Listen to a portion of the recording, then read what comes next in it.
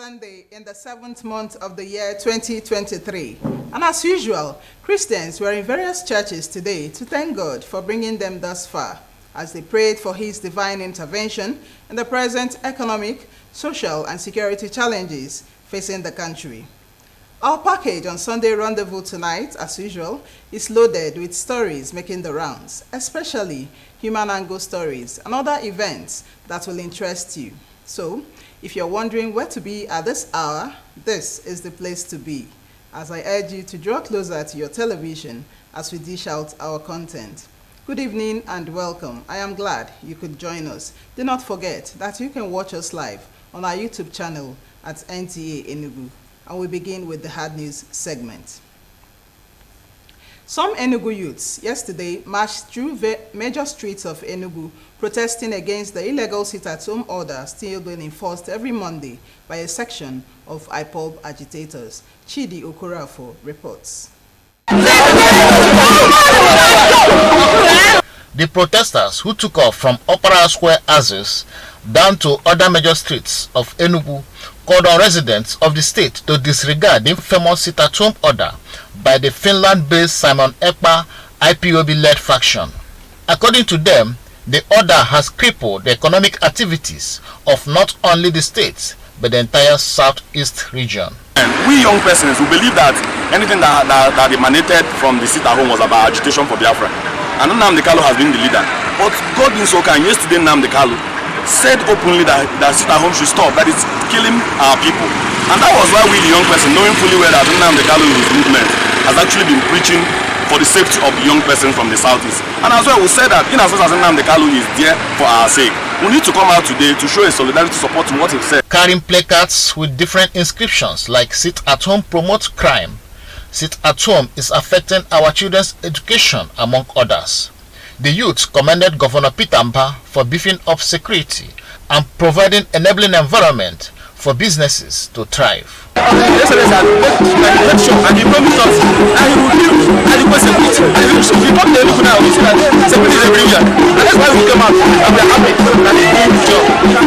The indigenous people of Biafra, IPOB, had in August 2021 ordered a weekly sit-at-home exercise in the entire southeast states to press home their demand for the release of their leader, Nnamdi Kanu, who is in detention. In Enugu, Chidi Okorafo, NTA News. In a bid to curb inflation and boost investment, the Central Bank of Nigeria recently hiked its interest rate. Key players, while reacting to this development, have lamented the ripple effect as it portends a challenging cost environment for manufacturers. Susan Eze in this report takes a look at how investors in the manufacturing sector are faring under the current financial realities. The global economy over the last couple of years has experienced unprecedented downturns. Nigeria, not operating in isolation, has had her fair share of the economic instabilities. Hence, the various reforms aimed at returning the country to the path of economic recovery. Much as the ultimate aim of the monetary policy efforts of the government is to reduce inflation and promote economic growth, manufacturers in Nigeria have continued to lament increasing cost of production occasioned by factors such as increase in interest rates, multiple taxes, poor access to foreign exchange, and skyrocketing energy costs. All these, they say, have adverse impact on the cost of production. I just give you an example. Last year I have an order to supply 25 kg of processed yellow pepper, processed. After processing and packaging, and I go to a freight organization, they gave me their bill. If I add that bill to the cost of processing and what the buyers are buying, I will not make any profit. I'm losing. So these are some of these hurdles, tariff you pay. If government can remove some of these taxes and tariff we pay. According to manufacturers, the challenging cost environment would echo as ripples across the pond, affecting productivity and stunting real sector growth. Beyond rising interest rates, stringent conditions for borrowing is also an issue. A development bank issues you an approval for loan, then it requires you to go to a commercial bank to get a bank guarantee. The commercial bank in Nigeria is unable to understand the potentials of a business based on future forecasts. You're talking to a commercial bank on that, you are your own. The productive industry, key players have said, needs the favorable environment to thrive if Nigeria is to transit from a consuming to a productive economy. In Enugu, Susan Eze, NTA News. We will take a break here. Sunday Rendezvous. We'll be right back. Do stay.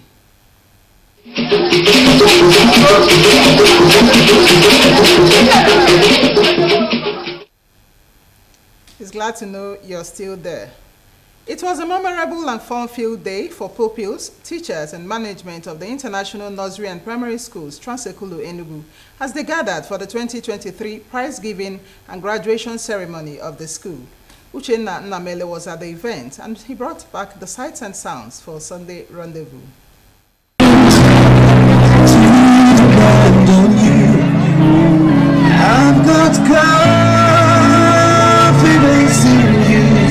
The graduation ceremony of the International Nursery and Primary School, Transekulu, Enugu, brought together teachers, parents, and well-wishers, including the Zonal Director, NTA Enugu Network Center. The colorful and fun-filled event was to celebrate the commitment, achievements of the pupils, as well as to reward the effort of the teachers during the academic year. Beautiful presentations from the graduates thrilled the guests. We mostly appreciate in a special way the owner of the school, Chief Alolo P.S. Okafor.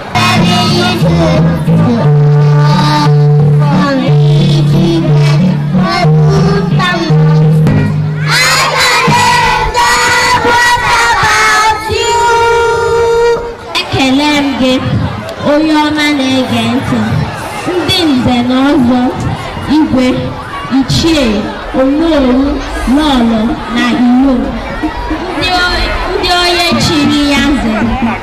Abụ m Nwaada Nkechinyere Awokolo Chizuru.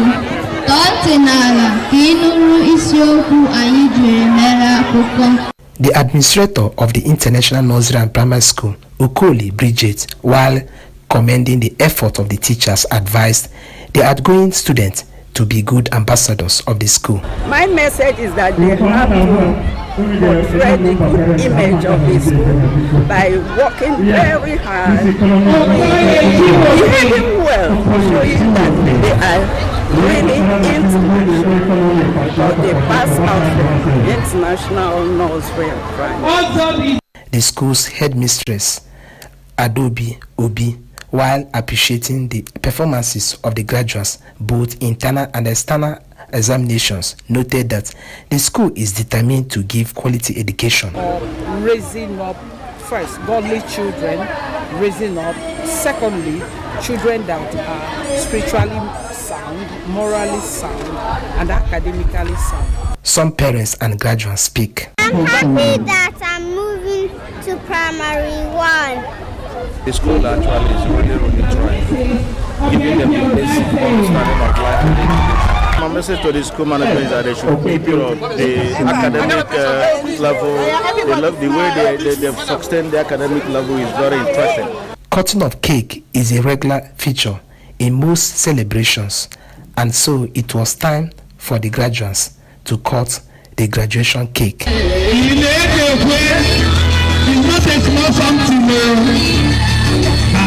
Prizes were presented to some pupils and teachers who distinguished themselves in character and in learning.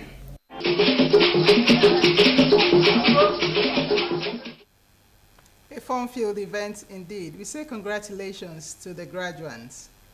Residents of Ibogene community in Bayelsa State are yet to understand reasons why 2 of their children were trafficked and for what purpose. What seems to shock some people is that the victims fell into the trap of their immediate neighbors who came under the pretext to care for them. But the good news is that their plans were shortly terminated by the gender unit's operatives of the Nigerian Police, Bayelsa Command, who swung into action and rescued the victims. Our correspondent, Ebirimi Zitimiola, has been following this unfolding scenario. It's poured out freely, this time not of agony but of joy. Tears of loving mothers reuniting with their children after a month and 5 days in the hands of one stranger to another across states. Community members rolled out drums to celebrate the return of Little Prince, age 2, and Success, age 4.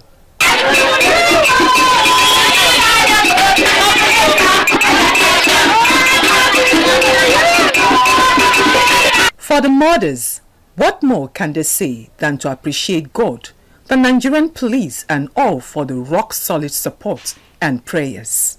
It was not easy, but God made it easy for us. God has done it again. And I want to still say thank you to the police and all the pastors all over the world that supported us with prayers and fastings. And I want to say a very big thank you to all my friends who are there for us. I love this boy so much. When this boy left me, I was crying. I was very down. I was praying to God to make it possible for me to see my son.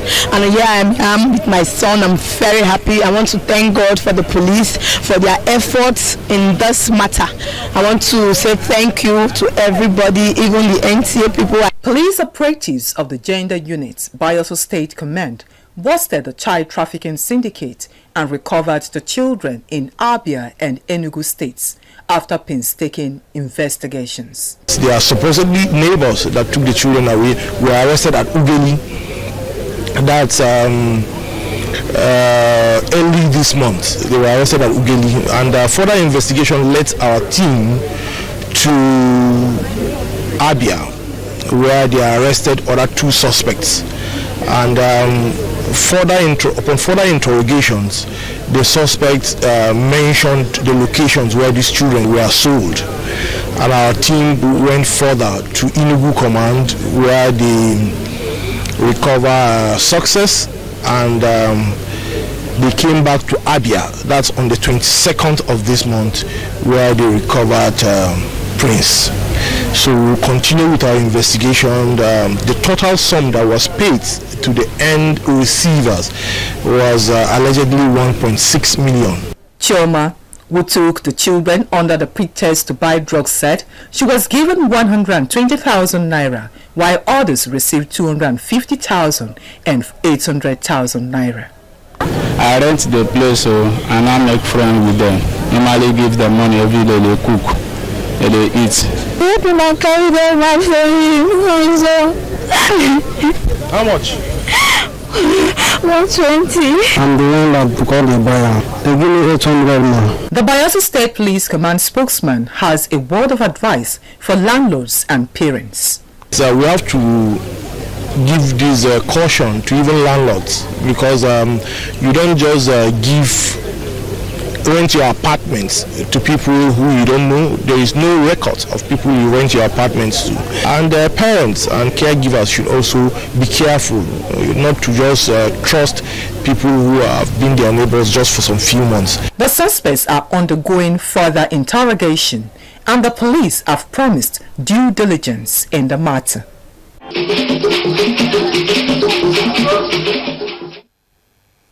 How well do you know your neighbor?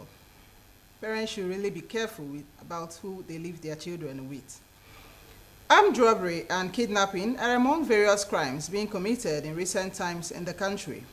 However, it sounds unimaginable for junior secondary school students to plan kidnapping themselves for ransom. Does this sound strange to you? Well, this truly happened in Akoko, in Akoko Southwest local government area of Ondo State. Abiola Ario reports.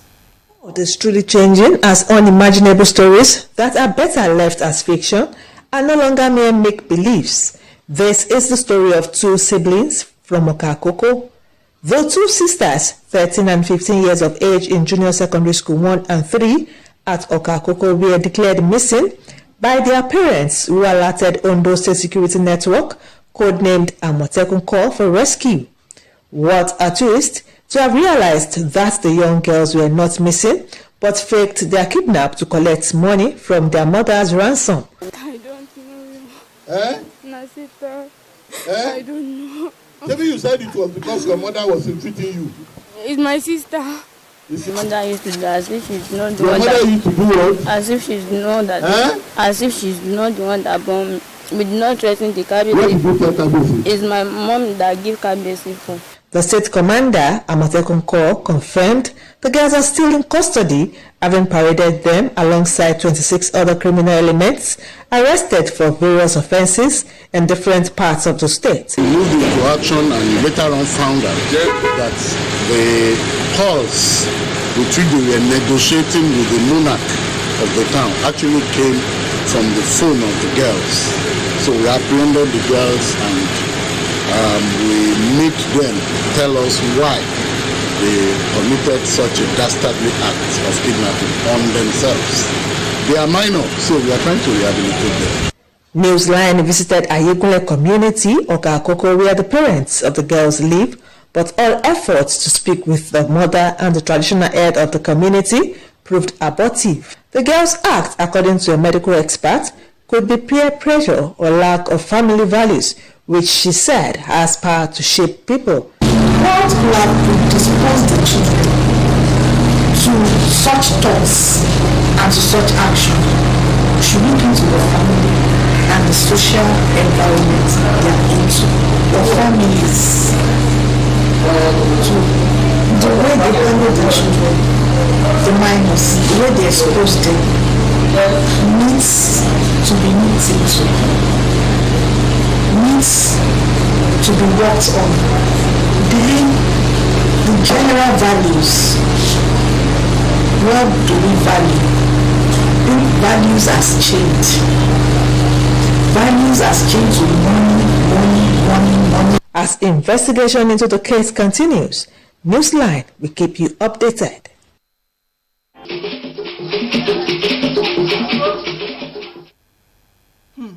Wonders they say shall never end. You can just imagine that. From the perspective of partners being faithful to their marriage vows, infidelity, whether by a man or a woman, has devastating consequences. Is this, however, the view of the society? Well, Uche Ugochukwu in this report seeks answers to why women are often taken to the slaughter for infidelity, while men often go unpunished, if not encouraged, for the same offense. Infidelity, when looked at from any angle, cracks the wall of any relationship, dents public image and the private peace of the culprit. From all perspectives, the aftermath is not palatable. Some former United States presidents still battle the scandal of the one-shot affair. In Nigeria, a famous Nollywood actor trending on the media has not only become unpopular among enthusiasts, but seems to be losing the love of his once enviable family and fans, no thanks to alleged infidelity. In the same vein, some musical artists are also neck-deep in the scandal, which is still rocking the entertainment industry. Although in many societies, women who take part in the acts are usually vilified, as illustrated even in the Bible, men are equal culprits but are rarely served equal punishment. The question is, why punish only the woman for an act involving a man as well? My curiosity took me to seek answers from an elderly citizen, Victoria Ogedegbe. One of Maku from Enugu, he comot his wife for marriage. He say the waka from where did they go? Where did they come? Everybody say leave and a man be.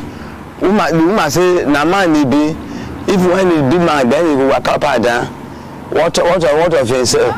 The content say you try, you dey go. Your father has. They call you. And it is true. If father has color, woman not the trier.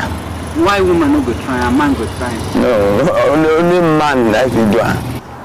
Okay, now you as a woman, are you comfortable with that kind of thing, that practice? The dowry paid on the woman, that is what attaching and putting under man's authority, no matter what it is. Actually, not only women receive the punishment. Why it is more pronounced on women is that a woman knows already, she already get her partner, and she cannot attempt or try to get herself to another man, because it is also looked that if you are found doing so, you are trying to destroy the family, especially the husband. Popular as it may seem, there are many who frown at this idea of selective punishment, especially now that the world is struggling to end violence against women. We have to stop it, because before women will go out, there's something in the house, there's something happen. By and large, should women alone continue to bear the brunt? Where the partners need to be stoned, you do that, as explained in the hadith. Yes, Islam allows men to marry more than one wife, but zina is different from marriage. Infidelity should be condemned, whether male or female. It has no basis in terms of, it destroys the family fabric and the whole sense of marriage, the marriage covenant. Laws are made, traditions are made, there's culture that can be modified as we go along, even abolished if need be. All said, infidelity is condemned no matter who the actors are, and its negative fruits continue to devastate the entire family and society at large.